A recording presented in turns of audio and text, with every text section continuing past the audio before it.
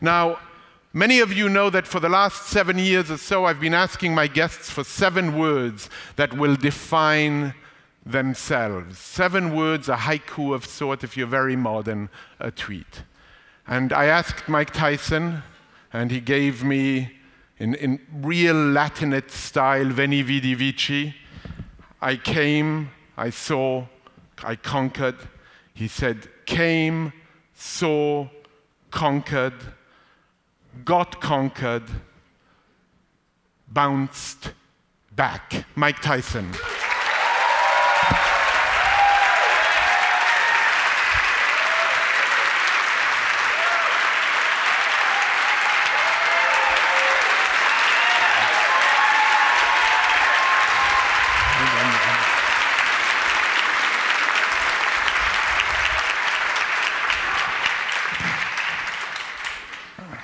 How you doing?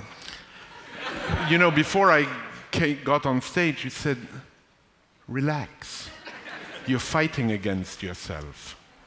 You were telling me to in some way, just learn how to move slowly and not make it so hard upon myself. Is that right?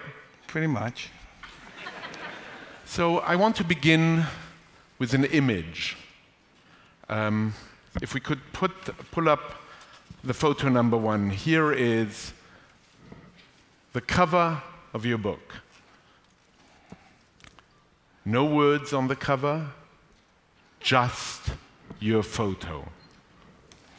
I'd like you to react to what you see there.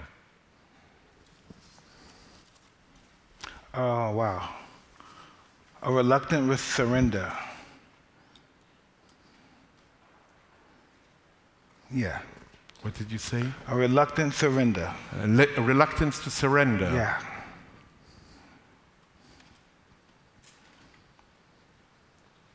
I gave my whole fight, and it's time to give it up. It's time to stop and let go and let God.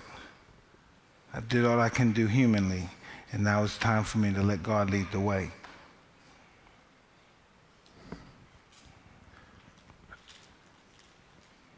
You see, I see something so strong, and I also see some sadness in that.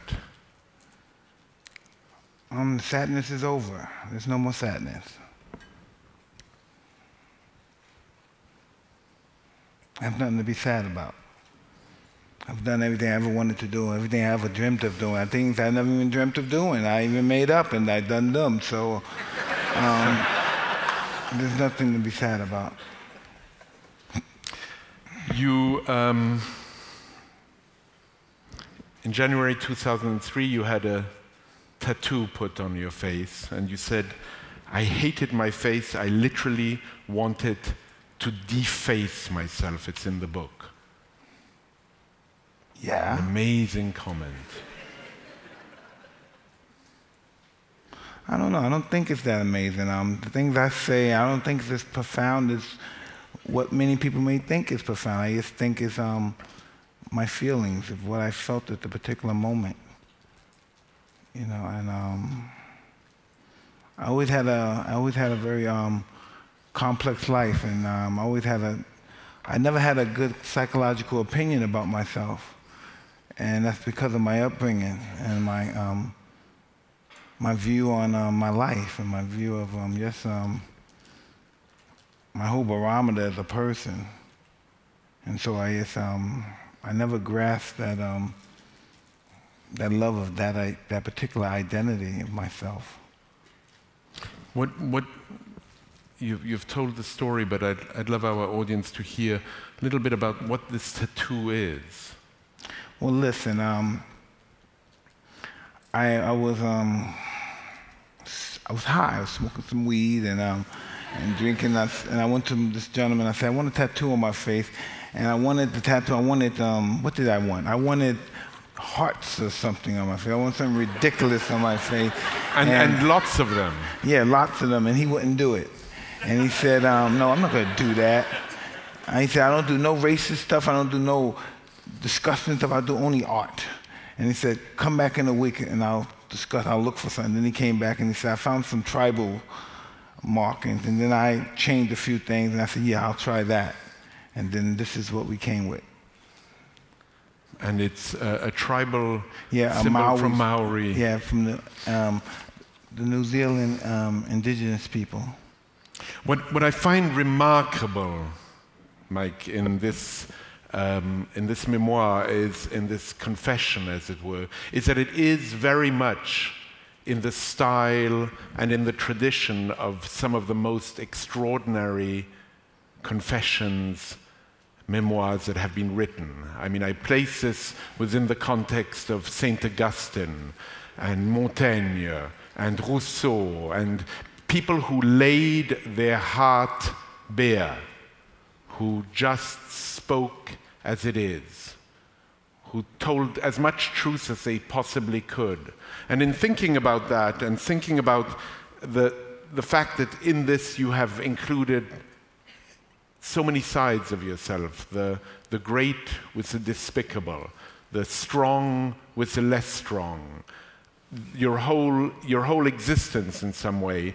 I was thinking of a line of George Orwell where he says, autobiography is only to be trusted when it reveals something disgraceful. A man who gives a good account of himself is probably lying, since any life, when viewed from the inside, is simply a series of defeats.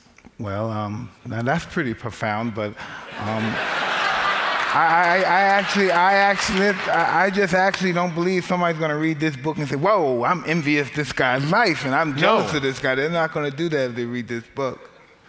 I don't think they're going to get that. What do you hope to inspire then? I'm not here to inspire anything. I hope I wasn't here under those pretenses. I was just. No. I'm not. You're not here under those pretenses. But I'm wondering what this book. I mean, you can't obviously know how people will react to it, but what do you think you want to convey in some way? You say people don't want to live this life, I understand, but you want to convey some kind of sense of what this extremely complex life was about. I've never understand the concept. How do I express this? I've never expressed this, but how do I start? I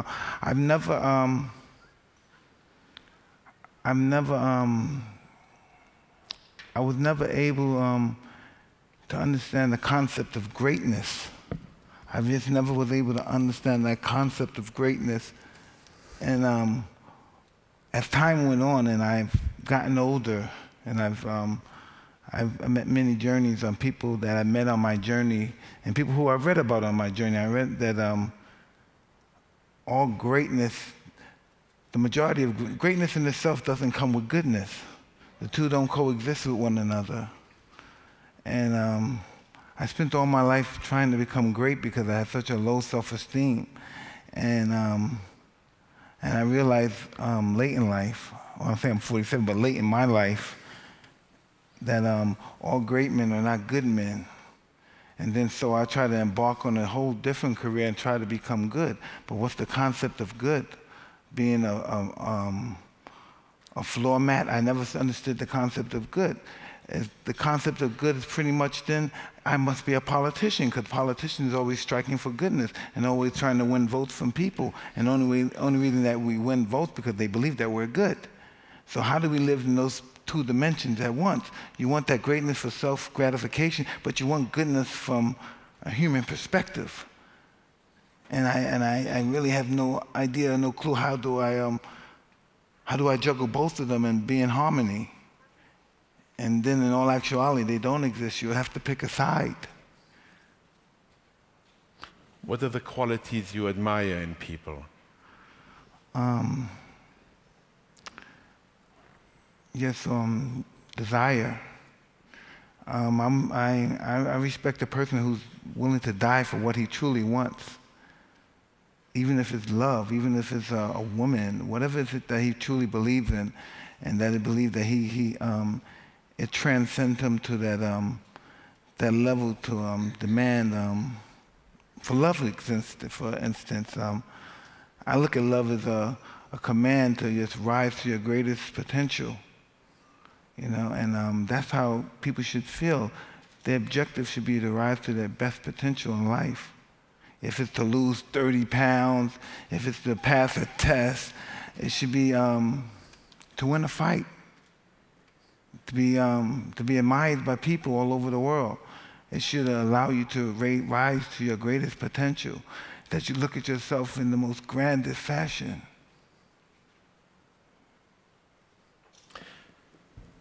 I'd like to take a moment here to say that this book is extraordinarily written, and I'd like to recognize your co-author on this book, Larry Ratzo-Sloman. I don't know where he is. Larry, can you stand?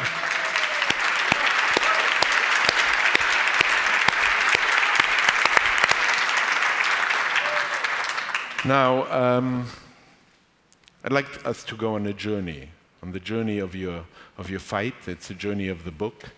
It's a journey of where you started out in New York, in Brooklyn, in Brownsville, okay, and where you ended tonight at the New York Public Library. We don't have enough time for that. No, wait, no. We don't have enough. No.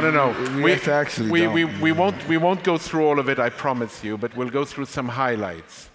I'd like to start with the photo number 5, if I could. And I'd like to start with your mother, who features importantly in your book. And for you to tell us a little bit about your upbringing in Brownsville and your relation with your mother, and what a day looked like for you when you were 5 and 6 and 7. Well, wow, this is interesting. My mother's, she's a Southern woman from the Virginia area, and this is what I found out later. And I only can remember for a small period of, real small increment of my life that I lived in Bedford-Stuyvesant in the early, middle 70s. Eventually, we had to move. We were evicted. We had to leave the house. All of our furniture was really politely decorated the concrete outside, so we had to, me and my brother, I guess we had to sit on the furniture to wait till my mother can get a place for us to stay. And it was just after that, it was pretty much hard times, welfare, when we moved to Brownsville, which was a much more aggressive neighborhood. And it just wasn't good. It was just crime-infested, drug-infested neighborhood, and it was very aggressive. And my mother knew a lot of men. Her and her friends knew a lot of men. It wouldn't be abnormal for me to come from one of my friends' houses, to come from outside a man and a woman is in one of my mother's room. Or my mother's in a room with a man and a woman, and we can't go in the room, but we have to stay outside in the kitchen, perhaps, or the living room, and we can't go in the back of the room until they're finished. And that's just how our life's been. And as time went on, I've learned to while people were in the back that I would, and they fell asleep, I would go in their pockets and take their money. And that's just how it's been. That's just what it was all about. I learned how to steal at a young age. Very young age. Yeah, very young. I learned how to steal. I learned how to, when my mother's friends were in her house, they were drinking. I learned to go in their house from a fire escape and rob their house while they were downstairs drinking with my mother. And that's just what I learned to do in my life. And you ended up going to school, but stopping school at a very, very early age. Well, people used to pick on me in school. They bullied you. I mean, you had such an They bullied me, yeah. But, yeah, they used to bully me in school. And so I never went back to school. So when my mother used to send me to school, I would just be hanging around the school, walking around the school. And if normally we have security guard, the truants officer, they see me, I would take off and run, or hide in a building, abandoned building. But normally, my mother knew I wasn't going to school. Then I met some guys one day, and they pursued to ripping me off, and they realized I didn't have no money.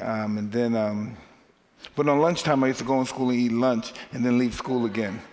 So, especially when they had meatballs and spaghetti. So, one time these guys, they wanted to rip me off, and I didn't have no money, so they asked me, do you want to fly birds with me? So I said, what do you mean? They said, you want to fly with us?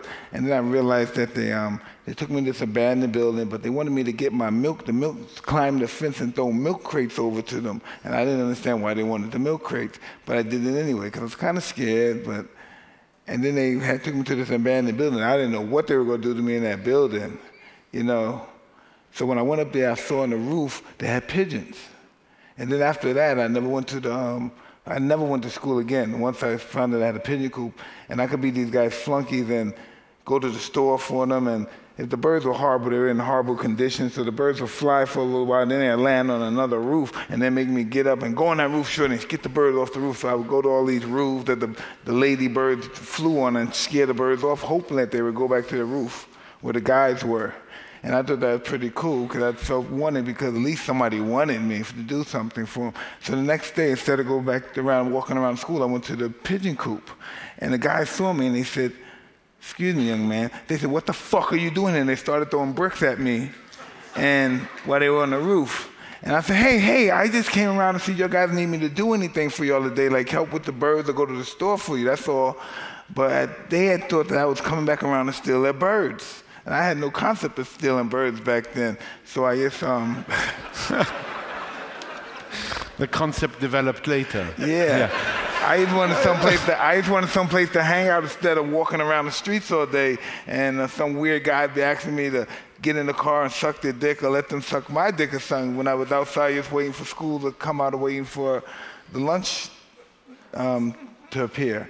So I would be on the roof with these guys who I didn't know, who might have killed me also, right? So they said, yeah, go, and then they throw down someone, go to the store and get some cigarettes and get a knee-high soda. After throwing bricks at me, you know, and so I go upstairs, and so the guys go like this. School is over and stuff, but they tell me, we're going to the center tonight. We're going to go to the after-school center. This is where, I don't know, the poverty-stricken people that live in the projects, they have a center there, a youth center, and they go there and they're playing music. They got a jam in the center, so we're going to go to the center. And so, oh man, I don't believe I'm saying it. So I said, okay, I want to go too, can I go? And I said, okay, yeah, sure, you can come. But I'm a young kid, I had no concept of you had to wash. Yeah, and so when I went to the center, I said, oh, fuck. I still had the bird shit on me from the, so I still have the bird shit and all the stuff, the tar and stuff from being in the pigeon coop, helping them build the coop. So, you know, we have tar paper, so we had to put the tar paper in the coop, and we're doing our own little home design network on there, right? And so I have tar on me, and I have bird done on me. And so when we go back, I never went home and washed. I just had the same clothes I had on. And when I went there, the kids that was on the roof that brought me to the roof, they all had new clothes on. And they all laughed at me. And everybody started laughing at me, and I was scared and embarrassed. I started laughing too. And one of the guys that was on the roof, he had said, what the fuck, you dirty little motherfucker? What you come around here looking like that? Don't you ever wash? And he said, you better meet me at the roof. Meet me tomorrow, motherfucker. Meet me at the roof with the birds where you met me today. Even though that guy wasn't his pigeons, but he was there. He was looking for one of those other guys' brothers. He was older. He said, meet me at the roof. You hear me, shorty? Meet me at the fucking pigeon. Where you were today? And I'm a schmuck. I'm like, yo, schmucko. So I met him early in the morning, just like when you're going to school. So I met him at the pigeon coop. And from then on, me and him started robbing houses. He taught me how to rob houses. He taught you how to pick locks. Well, that too, but he taught me how to rob the houses. And because I was younger than him, so he would tell me to ring the doorbell, knock on the door. And if someone comes over, say you're looking for this guy, he'll give me a Jewish name or something. He'll give me some name. He just knew what to say, the right stuff and what neighborhoods. And I didn't know. And then I found out nobody was there, he would pick the locks. He would have the kids pick the locks. We would go in there, we would find money, guns, jewelry. It was just wow. It was just such a rush being in somebody's house and you see that luxury there and it's yours. And he didn't give me much money, but he bought me a lot of nice looking clothes. And he said, you go back to the center looking like this. Don't forget, you hear me, motherfucker? You go looking like this. And then I went to that center, and then it was a whole different, it was totally different. You were appreciated differently. Yes. Everybody wanted to be my friend. Everybody, at the time I was young, but at the time we had, I can't even pronounce, digital. It's a digital, right? The digital watch. Remember that stuff? We had digital watches and long jean watches. And I was just a young little kid. I must have been 10. I might not even been 10, but I remember I had one watch. I had a long jean watch. I'll never forget. It was a gold watch with one diamond, and I had the digital watch. But I liked the digital watch because I was a kid, and I liked to see the numbers light up. Kick you. But I couldn't even tell time back then, but I had the watches and stuff. It still makes you laugh.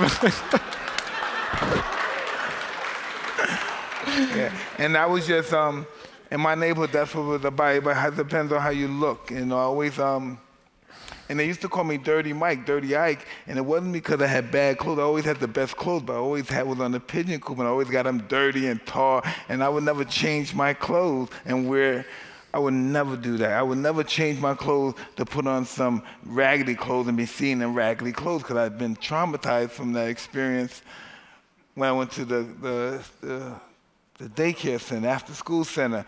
So I would always just wear my nice clothes in the pigeon coop, and they would always get dirty, and I would just go home and change in some new nice clothes. You know, just till this day I'm the same way. I always make sure that I have nice clothes on, no matter wherever I go. If I'm playing with pigeons, if I'm playing soccer, if I'm taking out the garbage, and it's just it's just always been a scar on me since them guys just humiliated me that day.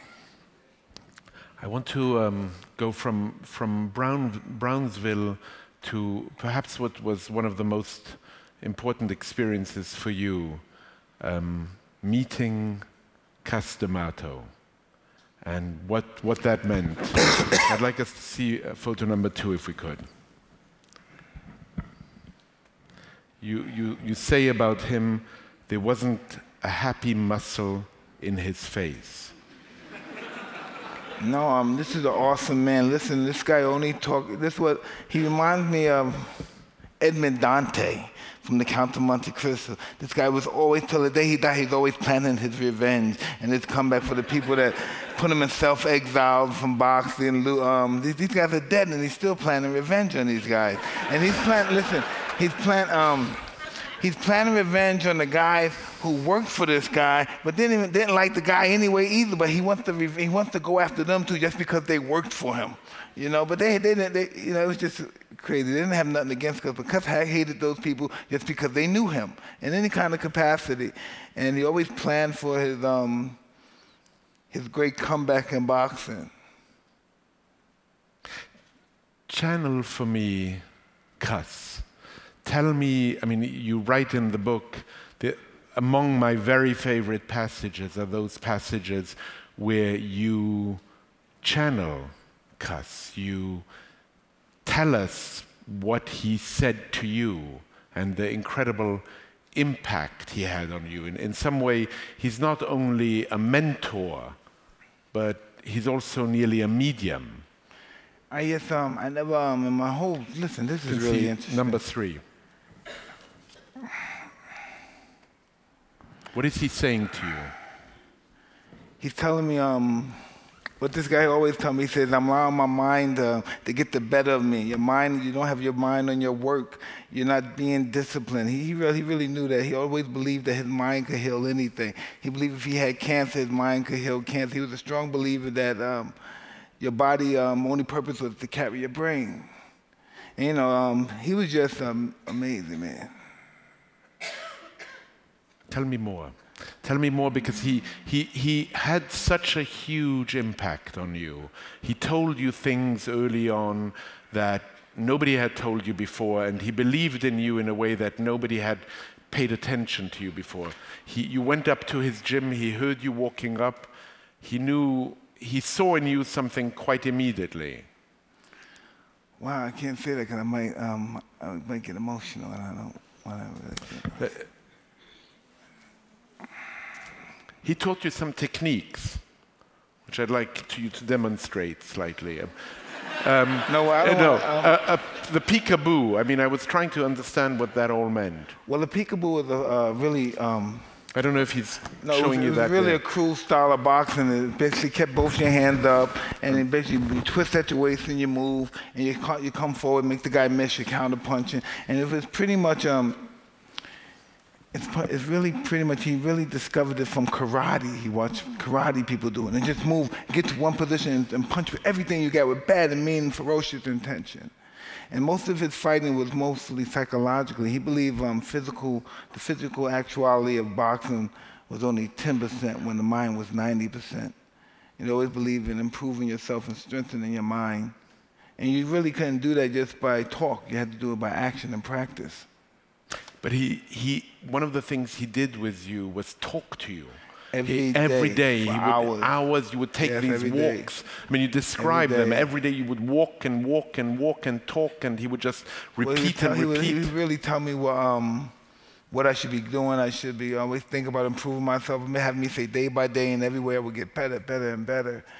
And he really, I never had, this is really interesting. When I met Cuz, even though I was a street kid and I would come with like a tough kid, I never had an ego. I was never really jealous of anybody. I never really thought much of myself. But when I met Cuz and I started talking to Cuz, he made me believe that I was a god. He made me believe that, for instance, Cuz would say this. Now, to Cuz would say, now you hear this? Because Cuz had a really, he had this really megalomaniac ego. He said, let me tell you something. You, all the prophets, all the gods you ever know about, if they had a son, their son couldn't beat my fighter. Know why? Because he's my fighter.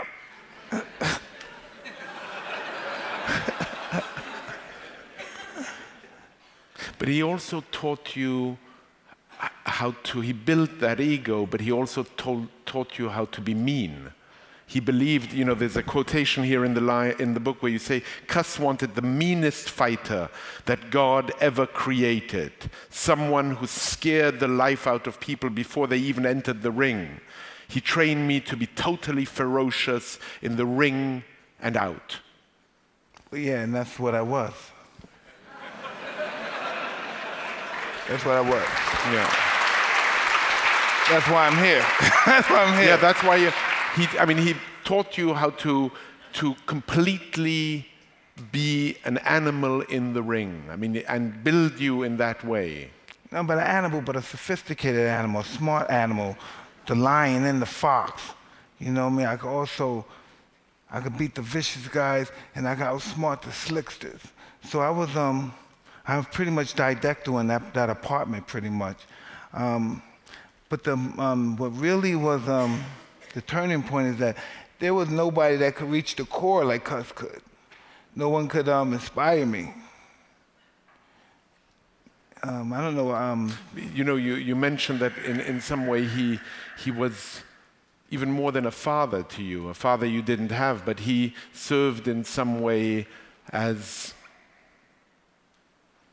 the back. I think at some point you say he was my backbone. He was more than that. He wouldn't let no one say anything negative about me. At any fight, if someone said something negative about me, he was the old man, he would attack them. Literally. Yeah, physically. He wouldn't let nobody allow any negativity to even seep through my psyche. Everything was that I'm invincible, I'm a savage, I'm ferocious, and the smartest savage. I don't even think that way anymore. He also had you read a lot. Yeah. He always had me read mostly books about war, Claude von Clausewitz. Yeah, this guy, he was a pretty interesting guy. He read Nietzsche. And this is why Cus read all those books. Cus was pretty much of an intellect, but he was an intellectual and philosopher about war. And he thought fighting was a form of war, and he thought fighting was, Cus really thought he was like born 2,000 years too early. He should have been a Roman gladiator or something, because he believed fighting was, your opponent's surrender, his total destruction.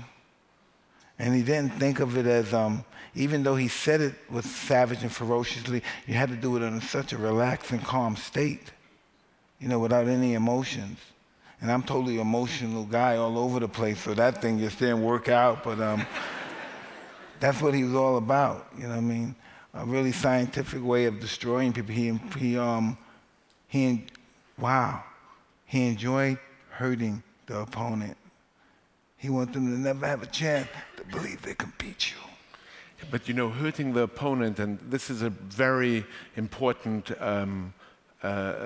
part of what you describe in the book, is in Undisputed Truth. You describe the fact also that hurting the opponent was co-substantial to boxing and may now be leaving it in some way. Well, no, because in doing that, and there's a quote in Machiavelli, The Prince, and when they say, after you defeat the king and you cut off his head, you be audacious and you say what you're going to do to the next ruler and the next prince that you're going to conquer, and that allows them to be intimidated. It speaks volume. One of the people I've interviewed here a few times who I know fairly well is Werner Herzog, the German filmmaker. Oh, that's my buddy. He loves you. And Werner said, you ask him a question from me. You ask him, why is he interested in all these Frankish kings? Why is he actually asked me to ask the audience, who in the audience knows about Pepin the Short? Well, you know about Pepin the Short. Oh, absolutely. And he said, Mike Tyson will know who Pepin the Short is. He will know about Clovis. He will know about the Frankish kings. Why does this matter to you? And he asked me to ask you this in this way. Where does that curiosity for Pepin the Short come from? I don't know. It all comes from my insecurity of being poor and not having nothing, being insecure and being, yeah, that's what it is. Obscure. I never wanted to be obscure. I was born in obscurity, and I never wanted to deal with that again. I never wanted to be that. And they came from obscurity.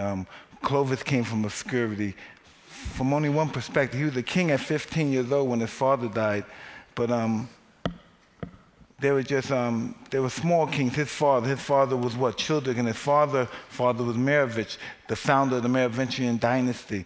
But they were really nothing because Attila the Hun was terrorizing the whole territory. He was terrorizing the Romans, he was terrorizing the Visigoths, he was terrorizing the Franks, the Vandals. Everybody was in mortal fear of him. And then Aetius, a statesman from Rome, decided that he's going to get all the German tribes together and we're going to vanquish Attila the Hun.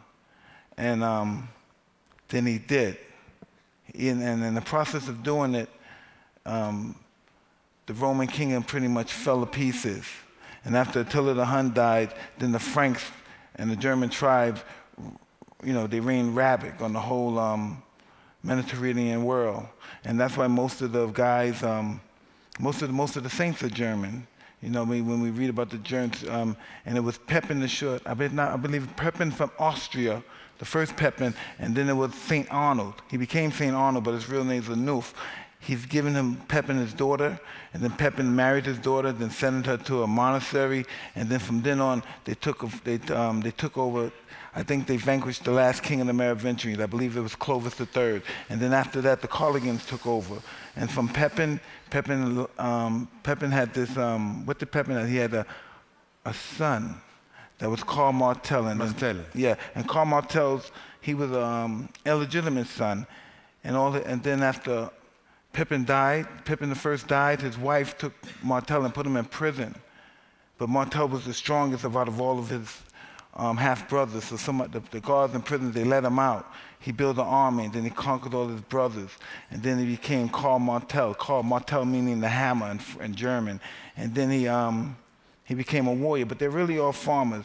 And then the Arabs came into power, and the Arabs pretty much conquered the whole part of Europe, definitely France. And then they came to a place, I believe it was Tours in 735. And then Karl Martel, he built up a tribe and he made an army, and then he conquered all the Arabs and he saved Christendom, because without that victim, we would all be speaking Arab right now. All this world would be, or most of the world, especially this part of the world and all of Europe, have been Arab ruled. Mike, how do you know all this shit? I mean, how did you? This is just what I do. I love war. I love the act of war. I love the players in war. I love the philosophy of war. So reading all of these kinds of books, and just before coming down here today, I took you to the rare book room to see a first edition of Machiavelli. I must say, I've rarely taken my guests to see the special collections and seen them as deeply curious as you were, seeing this work. It really means something to you to see these books. You said to me when we left the special collections, you said, the most stolen items in the world are books. Yeah, they're our most priceless possessions. Because if you think about it, a room without a book is like a body without a soul. We have to, it's the only way that we can connect the future with the past. Without that, there's no way that we can no way we can know about the future, or know about particularly the past or the present. Because when you think about history, the value of history is not necessarily scientific but moral. By liberating our minds and deepening our sympathies and fortifying our will, we can control pretty much. History allows us to control not society but ourselves, which is a much more important thing to do. You know what I mean? And it would allow us to pretty much meet the future more so than foretell it. And for that reason alone, that we always have to, in order to predict the future, we have to always look through the past, because very rarely does time not repeat itself, and it always will repeat itself. I've heard a quote before in the book that we would be fools to think historically that the past is us in funny clothes, but the past is us in funny clothes. And that's truly what it is. That's somebody that really said a really profound statement, but he misquoted what he was saying. He must have been saying it backwards, because that's really what the past was. It's just us in funny clothes in different times. That's really what it is. But you were saying, how important it is to learn history, because in some way it can help our behavior. It didn't help yours. No. I've lived. I lived just a life just like a lot of people. It may have been a long time. Ben-Hur had a life like, remember we saw that movie Ben-Hur? You know what I mean? He was a wealthy man. He became a slave. He became a great conqueror as far as athletics were concerned. He became a star. He became the best celebrity. And I believe wherever it was, Octavia, whatever city they took him to, he rescued that. He rescued the general of that ship, and after all that, he still couldn't save his family. They put him with the leopards, and his main objective, he went back and he got his family from the leopards, his sister and his mother, and then again he came back. He may not have been famous again, but he got his family, and that was his success. We look at success, myself, it's different levels of success. Some people's success is not using drugs, not drinking anymore. Some people's success is making $1 million. Some other people's success is making $1 billion. Some people's success is not going to prison no more. And we have totally different levels of success. I'd like to just stay one more moment on your early years and look at, if we could look at the photo number 4. When was this taken? I don't know, 1983, 82. How old were you? 16, perhaps. Incredible. You see, I have that part in my hair. I remember looking at all the old fighters. They always had wavy hair, and they had the part in their hair like in 1910 and the 20s. I wanted to emulate them. It was the only way. I couldn't make it as Mike Tyson, tough guy from Brownsville, Brooklyn. I had to look at myself totally greater than I actually was, or whatever I dreamt it was. It was always very fictional who I believed I was. And this was after 2 years or 3 years with Cuss? Probably 3 years.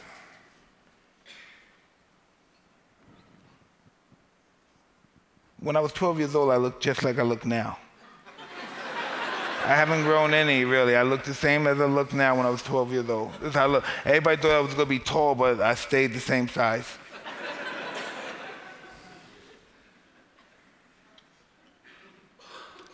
It's just such an incredible picture. Are you smiling, do you think? No, I'm gritting. I'm trying to growl. I'm growling.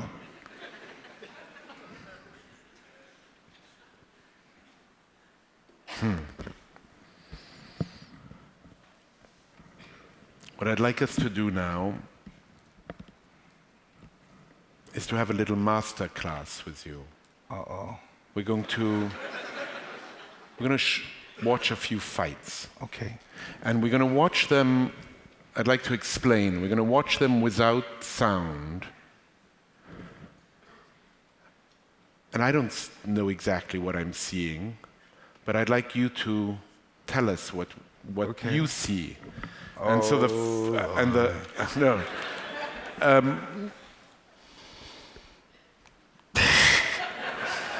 Are you covering up? No. This is not going to be. Hey, I don't even know. I don't even watch this stuff. I try so deeply to avoid my past and boxing. Well, you know what? It's actually God. We're going to watch other boxers. Great. All right. Great. We'll watch maybe one with you because okay. I think it would be a missed opportunity to have you here and not watch one with you. But we're going to begin because also, you know, what I was mentioning to you about Herzog and all those the history you loved. You loved the history of boxing. You loved meeting yes. Max Schmeling. Yes. You speak about in that page where you speak about meeting Max Schmeling up in Harlem, and I mean it's just fantastic. I met Max Schmeling in Las Vegas. In Las Vegas. Yes. Who am I confusing with? Was it Joe Louis? You're confusing me with the story that Max Schmeling, when he heard Joe Louis was broken doing bad, he left from Germany. And came to Harlem. You're absolutely right. Max Schmeling went up to Harlem, but you loved meeting all these old fighters. Absolutely. But you also loved reading the history of boxing. Yes, because I just wanted to be the best in what I did, so I wanted to know the history of it. I wanted to know the origin of it. Do you feel that boxers are doing that now, today? Well, no, they can't, no. Well, at least I don't know. I don't want to be ignorant and say, I'm the only guy that ever did this and it's only about me. I would like to believe that, though. But I'm not going to be, I don't want to say that.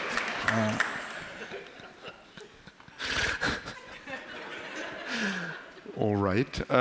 Let's look at this Sugar Ray Leonard Robert Duran fight. It's round 12, June 20th, 1918.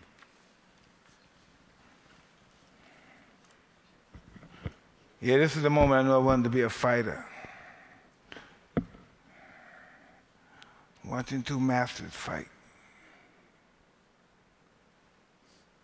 Whoa, whoa, whoa, whoa, whoa. What's happening? There's two fighters just setting up, waiting for a moment right now. Any moment he's ready to land a punch, but his head moves. As soon as he thinks he's dead, then he moves his head. But then watch this guy, he's getting ready to punch it with a dazzling combination. But he can't hit. Both guys are fighting. It's almost like it's the fighting stage is choreographed. They can't hit each other.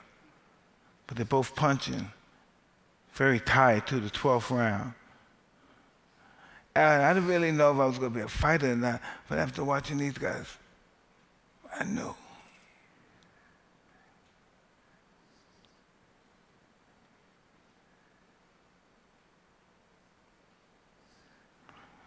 You know, so they were fighting. They fought 15 rounds, and it was a war, but none of them had a mark on their face. But it was a hard fight, but nobody had a mark on their face. They're master technicians, you know. And he's your favorite fighter? Duran, yes. Yes. You actually say in the book that most people assume that it's Ali, but it's really Duran for you. Why? Wow. He was a street fighter like me. You identified with Yeah, him. he was crude and mean. I never looked at I respected Ali and I worshiped Ali, but he was very tall and very handsome. I was very short and not so handsome, and I wasn't good looking. And he was very, articulate, and I spoke with a lisp. And I didn't relate to two besides we were black. Ali was a middle-class kid. He had a mother and father that both worked. My mother and father was in the sex industry. So and Roberta Duran's mother was pretty much, out there as well. And so I related to that. And I didn't have to change. I didn't have to change my diction. I didn't have to learn how to talk polite. I didn't have to be nice. I didn't have to have a proper linguistic skill. And so if he could be accepted and be worshipped that way, I thought I would be able to as well. And he made it click for you. It was him. No, he was just who made you want to become. He was just a master fighter. After that fight, he pushed Lynn. He went to some other guy and he told him to suck his balls. And I just drove me nuts. I said, yeah, that's my man.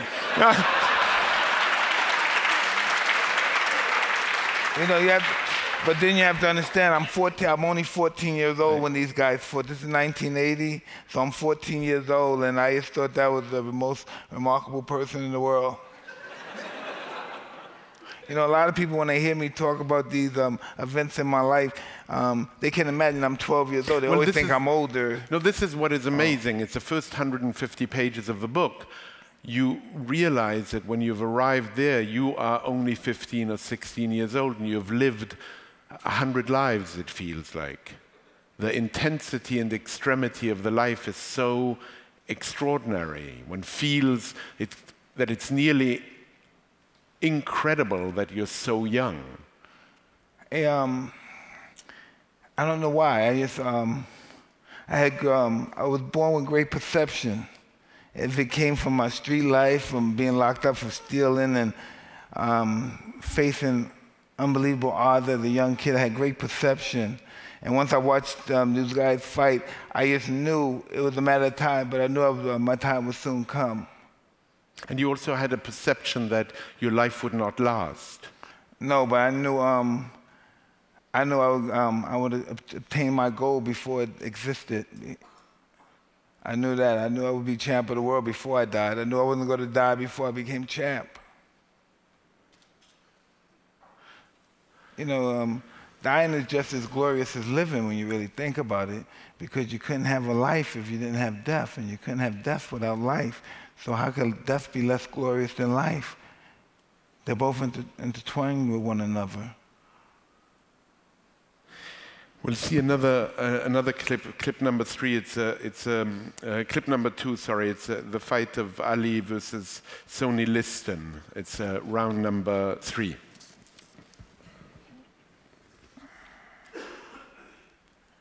This is a great fight, because this fight, Ali was he was a young man, and believe it or not, before Ali came on the scene, this guy was a monster. This guy was he was a juggernaut. Guys, he didn't even have to hit the guy. Only thing he had to do was to walk in a circle around him until they dropped dead of a heart attack. And he was just a mean. Listen, this is a bad man. This man right here is really a bad man, inside the ring and out. This guy terrorizes cities by himself. He goes, man, police try to question him. He knocks them out. He breaks their jaw. He puts them in comas. This is the man. This is a guy that you read about in fables and stuff. This is a real bad man right here, inside the ring and out. And because Muhammad Ali, you have to only talk to guys that within this era and know about fighting. Ali has superseded this guy so bad that people forgot about him. But before Ali came on the scene, this guy did, he made boxing look so easy. He made it look very easy. This is the Mike Tyson of the 60s and late 50s right here. You can never, Ali, the reason why Ali beat these guys, because Ali, believe it or not. Yeah, I was wondering, what did he have that Ali had the will to win like nobody that ever lived in boxing. He had the what? The will to win. We look at Ali, and when you think about it, right, you see this guy, Ali. Ali is, in all actuality, he really passes more as a male model than he is a fighter, when you think about it. No, really. If you just look at Ali, he's more of a male model than he is a fighter, but he's a ferocious animal. He's almost like, he's like a ferocious saber-toothed tiger with a very pretty face. And that's what we don't see. We just don't see that in these kind of people, and that's what he was. He was just his pain threshold was just out of this world. And he was just the quintessential prototype of the great fighter. And he did everything wrong. He pulled back. He never punched to the body. And he just, he wore people down. Explain this to me. Ali never threw a body punch in his career. Okay, so you know what I mean? I don't know what you mean. He never hit anybody in the chat in their career. I was exactly okay. But listen, Ali never punched to the body, hit anybody in his whole career to the body. And Ali just, Ali believed that he was truly a god and nobody on this planet could beat him. And how dare you even think that you could beat me? So he came on stage with that. Everything that he believed, he projected to his opponent. Now when you really look at how does Ali beat George Foreman? How does Ali beat Sonny Liston? How do you beat these guys? How did he even beat Joe Frazier, fighting the way he fights? He beat them because he refused to lose. You know what I mean? He was just a remarkable human being. And this is, in some way, you and Ali have something in common there through Castamato, because Castamato also taught you this will to destroy and to win at any cost. Well, Ali wasn't a destroyer. Ali was more of a manipulator. He made you believe that you couldn't beat him. How did he do that? Because he told you couldn't. He made you believe. You look at this guy, you see these big monsters, they landing these heavy punches on this guy, and he's fighting them back. And Ali will hit you hit Ali with you hit him with this building, and he said, "That's all you have?" Your sister hits harder than that. And he talks really bad about you in the clinches, Ali. Ali really, things that I'm not really permitted to say in the audience, he would really talk bad about you in the clinches. And it's okay, you can. No, I prefer not to. But he's just a remarkable man, and I don't think we'll ever see a man like him again. And he's just, incredible. But when you say he spoke, he did it while he was fighting. Oh, absolutely. But it was more than what he took. It's what he believed and what he accomplished and how he beat the guy. He beat you with his punches. But he's just, we're never going to see a man like him again. Not in the ring. No, never. Well, with that in mind, I think we should maybe see one more Ali fight. All right, let's do it. Yeah, let's. Clip number 3, Muhammad Ali versus Joe Frazier. Frazier. This is Ali fighting Joe Frazier in 1971. Ali's been round 11. He's been exiled for 3.5 years. Joe Frazier's been very active. Ali has only fought 3 fights in 3.5 years, and he's fighting one of the roughest fighters in the history of boxing. A really perpetual motion. Don't give you a moment's rest. He's constantly on you, throwing hard hydrogen bombs. Look at him, he never stops. He never stops. And don't get me wrong, Joe Frazier went to the hospital because Ali put a real, old-fashioned ass whooping on him. But listen, he never stopped. He never stopped. He has never stopped. He was perpetual motion. Both of these guys, him, George Foreman, Joe Frazier, and Muhammad Ali, their birthdays only a few days apart. They're all Capricorn, the biggest ego in the astrological signs. Capricorns never admit to their wrongs and stuff. They're always right. What's happening here? I mean, he's talking. Oh, yeah. He's talking. He's talking. But as I was saying earlier, what make great fights, right?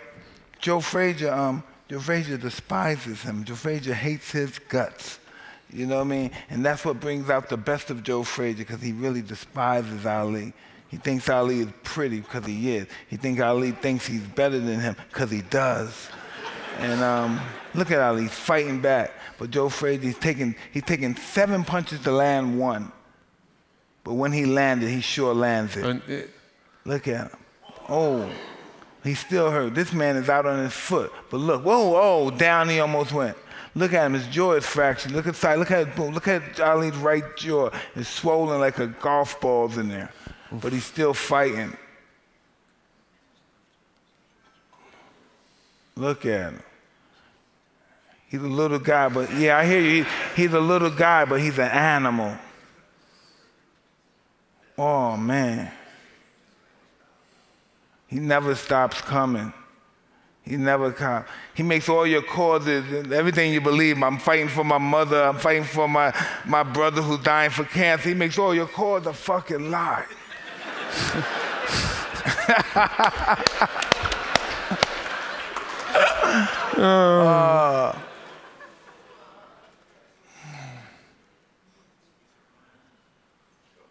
This is one of the greatest fights in the history of the world. This is the first time 2 men have made $2.5 million for a fight. Both of these guys. This is 1971, and that was a lot of money back then. You know, I didn't know anything about money back then, but I'm sure Paulie Herman's around here, and $2.5 million, that was a lot of money back in '71, right, Paulie? Yeah, okay. That was a lot of money. It feels like a lot of money to me now. Yeah. Yeah, well, listen, I wouldn't turn it down now either, don't get me wrong. I can say we have that in common. Now, let's look at a couple more clips. Clip number 4, this is a fight you're in. Oh, no. No, I'm sorry, we have to. Okay. Reggie Gross, June 13th. Yeah, Reggie Gross. Reggie Gross is a real tough guy. He's a spoiler. He beat a lot of undefeated fighters. And everybody thought he was going to go at least 10 rounds with me and give me a tough fight. But this was in Madison Square Garden. Do you recognize Cuss's hand there? I just remember what Cuss taught me. I don't see nobody's hand. I just know I have to move my hand. I have to be very elusive. And I know I want to hurt him desperately. I want to dismantle him. When this is over, everybody's going to know my name. And the people that fight after him, they're going to fear me. My whole objective was Cuss was an interesting guy. He had the concept of fear down to a science. And that's pretty much how my reign consists of just fear. And on occasion, some guys like him, who's a tough guy, they would try to fight back. And that would just allow me to excel at an extremely high level. Hey, check this out. Watch his explosion and punches. Watch him. He's going to do a barrage of punches right now. He's going to throw a real beautiful combination at me, around 10 punches. Check it out.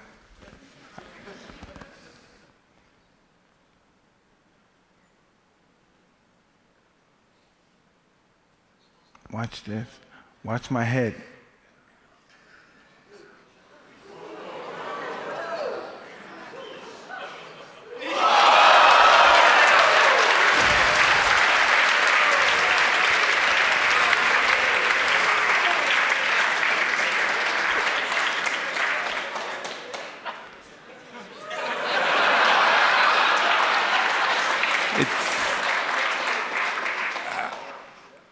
Does it feel that way? It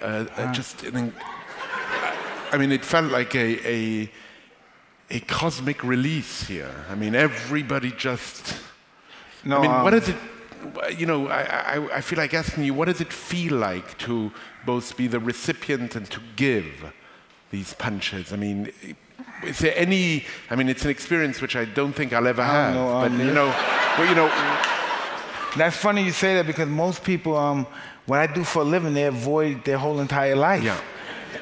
I don't know. I wanted to make Cuss proud.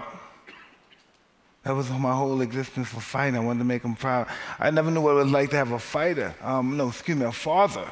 So now I understand what some kids must feel when they can't make their fathers happy. Because he would do anything for me.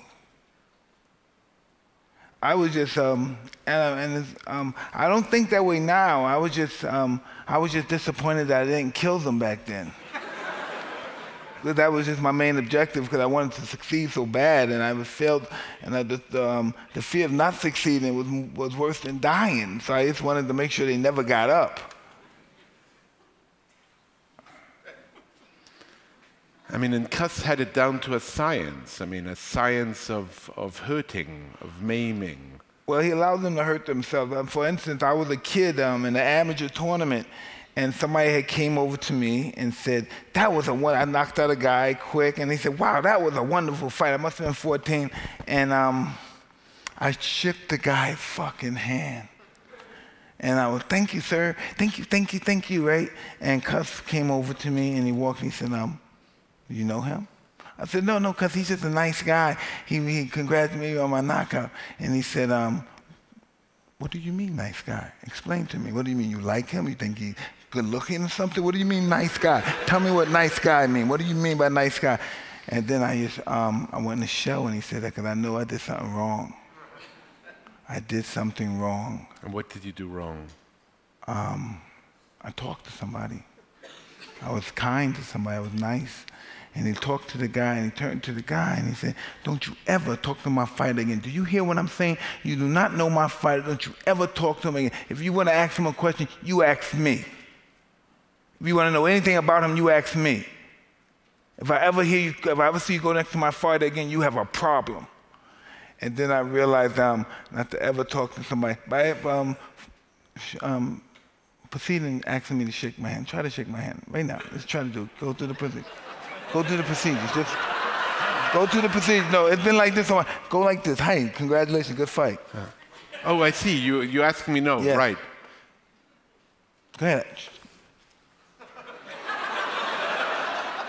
And I think I won't do it one more time. That was the beginning of that whole intimidating thing. I was a little kid, and I realized you don't talk. Don't talk to them. Just look at them like you want to kill them. And I know that just sounds so bizarre now because we're all older now, but can you imagine being 14 and everybody that's over 200 pounds, you could be a lawyer, you never had a fight in your life, and I'm sizing you up. And that's just how it's always been. I was always in a constant state of war with Cus, you know what I mean? There's always intimidation, always sizing people up, because that's what Cus was. Because you also didn't trust people. Yeah, Cus never trusted anybody because, of course, he had a fighter, Floyd Patterson. And who Floyd, left him. Yeah, but Floyd's a very religious guy, and he trained Floyd since he was a little kid. And Floyd was a Catholic. And it was this, in the 50s, there was this lawyer, very influential lawyer named Roy Cohen. And Roy Cohen had got some, a cardinal at the particular time to meet Cus, and the cardinal told Floyd that Cus was a bad Catholic, and he left Cus, and Cus was the kind of guy that went to burn candles in church. He never went to church again after that, and that's just what it was. He's always believed somebody was going to betray you. So he said, you're going to betray me too. You got to go away. You're trying to go off of your money. You're going to leave me.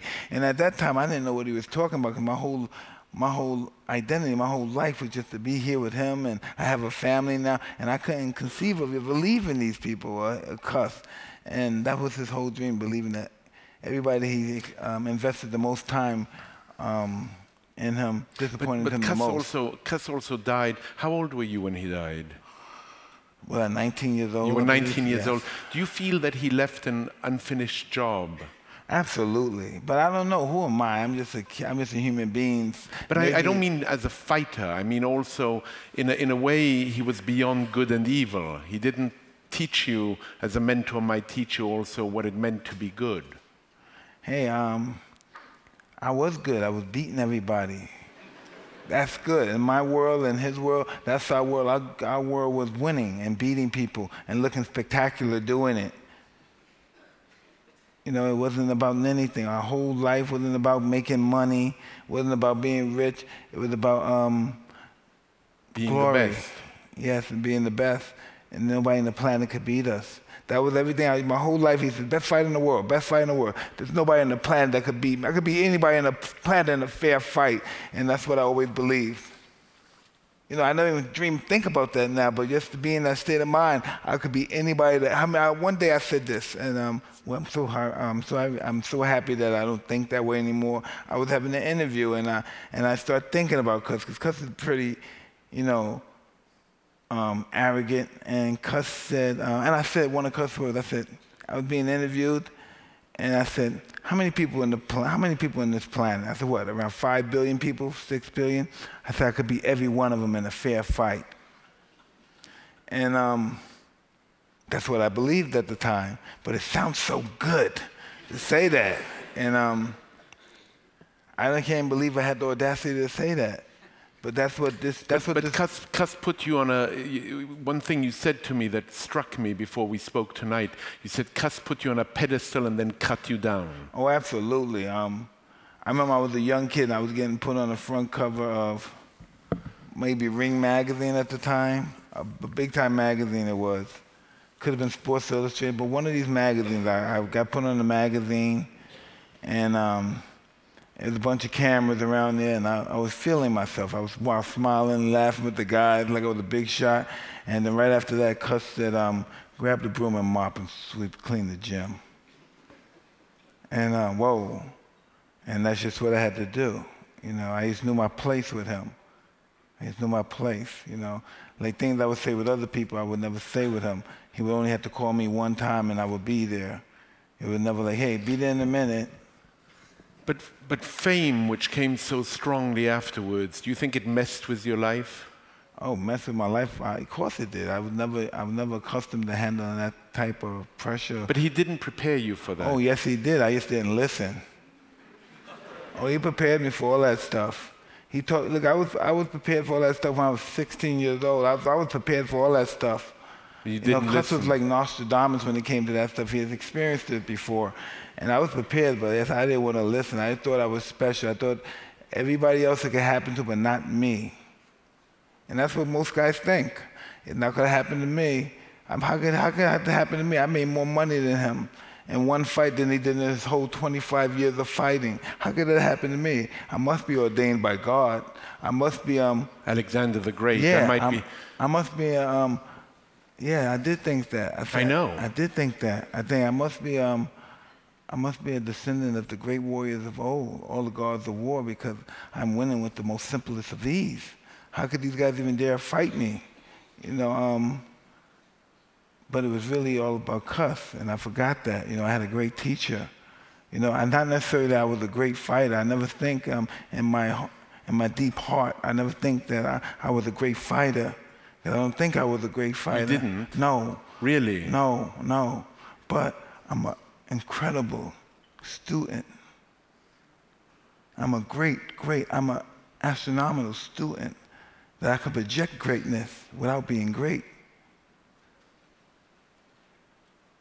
And that's why I succeeded so much. I would quote books, I would quote stuff from great warriors, Pericles and all that stuff, and people would think that is incredible, you know?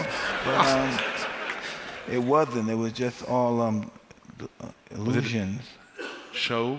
Yeah, and that's what comes with being a great entertainer. It's all about illusions. Listen, I'm going to beat 6,000 people, 6 billion people in a fair fight. Come on. And as you said, it sounds good. But it can be believed, but it doesn't necessarily have to be true. And I can project that belief in the minds of others. As we slowly close, I still want to see at least one or two more fights. No. November 22nd, 1986. No, we saw that one, forgive me. November 1996, a very famous fight. Clip number 7.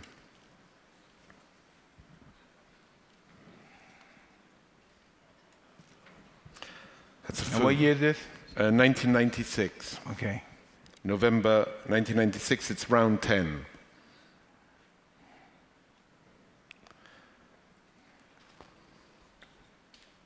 This is where you... Is this the first fight or the second fight? First. All right.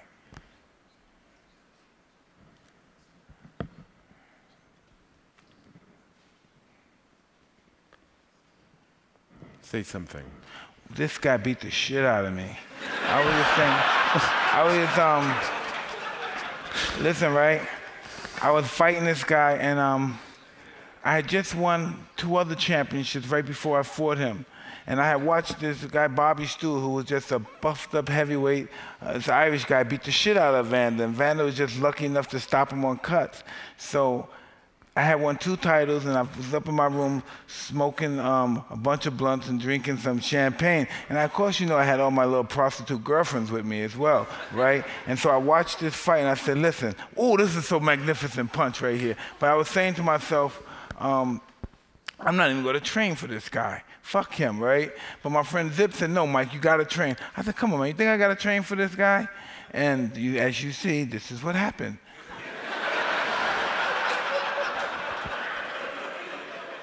What's going through your mind at that moment when you've lost? I'm saying, oh shit.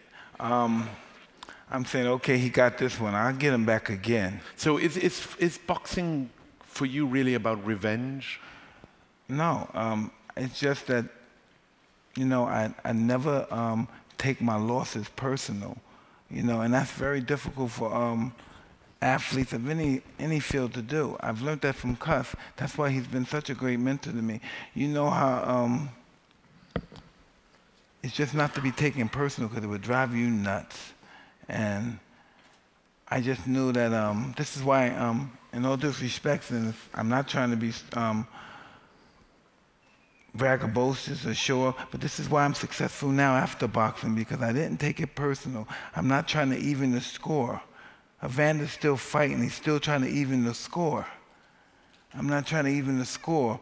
I'm moving on to other places which are probably dark and places I've never been before, but I'm not afraid to go there. I'm not afraid to lose in life. I'm not afraid to do anything. I won't do anything. Matter of fact, I won't do anything. Matter of fact, like my show, there's nothing I would do unless I have a possibility of being humiliated. If I can't be humiliated, if I fail, I don't want to do it. Because only by doing that, I would rise to my highest potential with the fact that I might be humiliated, and I don't want that to happen. But when it does happen, then I will truly be humiliated. Because when I succeed, I truly succeed. And that's why I'm here with you.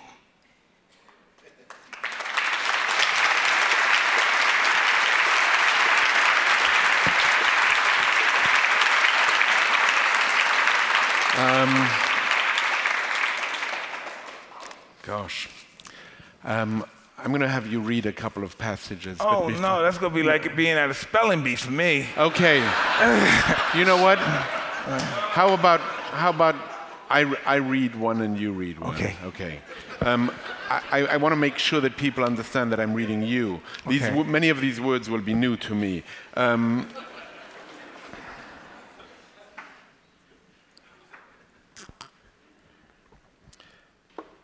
I mean, a question. I truly appreciate all you guys coming out here, because, man,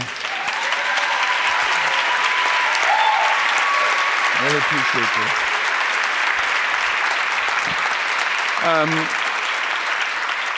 Yeah, I mean, you know, in the spirit of what you just said, you write in the book, my baseline normal is to destroy myself, and when I don't do that, I think I should get rewarded. I'm the quintessential addict. I'm a piece of shit who thinks that the world revolves around them. I have the lowest self-esteem in the world, but the biggest ego God could ever create. Have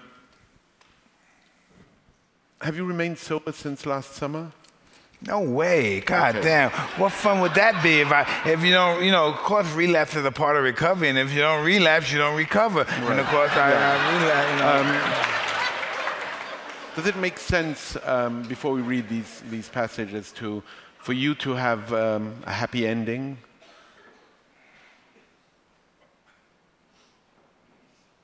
I don't know about that. We're dealing with life on life terms. What does that mean? It's out of my control, truly. It's out of my control. I say, well, I'm responsible now. I have to be present for my family and my children. But when I don't know, when that feeling comes, you have no control over it. I might want to die tomorrow, and that's just what it is. And that's how my mind works. Maybe something may happen. I might get into an argument with my wife. Something might happen. I might want to die tomorrow, and I might want to live, but I might have killed myself already. So I don't know how that goes. And you want to die because there's been enough already. No, maybe I want to die because I want to know what it's like to die. I want to know if it's just dark, like when you have one of those dead sleeps and you wake up and you wouldn't know if you were dead or not if you didn't wake up. So I don't know. I don't know what I want to do. I just know right now I want to live and experience life, and I don't know what life has in store for me, but I'm not afraid to find out. But I'm not afraid of dying either. What I think I'm going to do is I'm going to read just a little bit of that passage because It's a long one. It's in the epilogue. It's extraordinary. It's a passage all in italics. Do you know why it was put in italics, that whole passage? This whole passage. By all means, What is italics? In indented scripture, look here. If you see the difference. It's highlighted. Why was it that way, Ratso? I mean, why was it? Mike's mind racing. So it's stream of consciousness. What it feels. I mean, it feels like you're talking. You're on a long rant. Yeah, that's what I do, right, baby? Because when I'm angry with my wife, I'm not even angry. I'm just talking. I'm just ranting. But let me. I don't want to clean up this. I don't want to do that. I don't want to go to the store and buy this and that. Goddamn, come cook food now. Yeah. I mean, I'll read a few passages very quickly. I hate myself sometimes. I feel like I don't deserve anything. Sometimes I just fantasize about blowing at somebody's brains out so I can go to prison for the rest of my life. Working on this book makes me think that my whole life has been a joke. I'm a dark and jaded motherfucker. I hate living like I told you, I hate living like a peasant now. I don't know if I'll survive to the next day. I might just say fuck it and jump and leave. Sometimes I can't sleep, and then you say I'm a waste. The only thing I did was fight, fuck, and bring in the kids. My baseline normal is to destroy myself. I read that already. And then you say, and I still hang in the ghetto. I'm a ghetto rug rat. Sometimes I look over at Farid and say, who are we, Farid, when we go to a yacht? Why don't we go on a yacht in Saint-Tropez? Why are we with these broken niggers? Because they broke-ass niggers are our people. They're struggling back and night, day and night. I love those rotten, dirty motherfuckers, even though I can't trust them as far as I can throw them. I can take anything. I think about Nietzsche a lot. I know what the overman is. I know I can endure without killing anybody because I'm always close. Some people don't have any decency or respect. When we're out and we see a guy like that, I'm thinking, I wish we could say something. He would say something to my wife. I'd blow his brains out. Those people are out there, but I've got to stop thinking that way. I'm trying to restrain that, to be the new guy. But how much of my balls do I have to cut off to be this new guy? Quite a passage.